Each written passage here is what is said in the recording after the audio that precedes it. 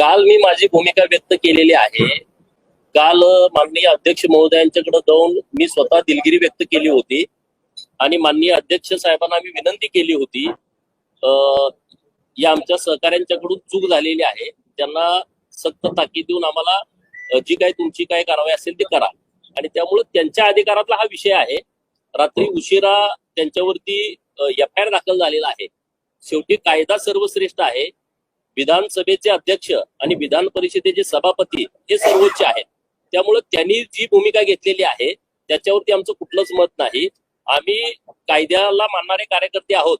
त्यामुळे आम्ही जी कारवाई झालेली आहे त्याला आम्ही कोर्टामध्ये आम्ही सामोरं जाऊ.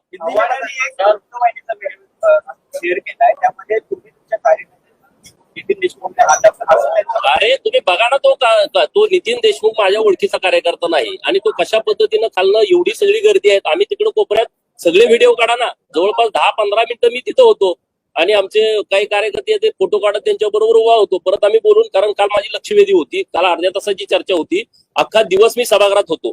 परंतु कामकाजामध्ये 9 लक्षवेधी झाल्या, 10वी लक्षवेधी माझी होती म्हणजे उद्या. अर्धा तासाची चर्चा सकाळी मी 9ला सभागृहामध्ये आलोय. तुम्ही सगळे फुटेज काढून बघा. आणि अर्ध्या तासाची चर्चा झाली नाही कारण आमचे मंत्री महोदय तिथे उपस्थित नव्हते. त्यामुळे मी अर्ध्या तासाची चर्चा आणि लक्षवेधी होणार नाही म्हटल्यावर मी निघालो होतो. तो प्रसंग इथं काढला. तुम्ही बघितलं ती सगळी परिस्थिती. त्याच्यावरती मला अजिबात काही बोलायचं नाही.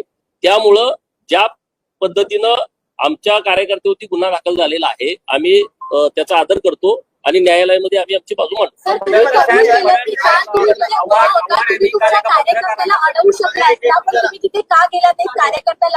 ठीक आहे, नंतर या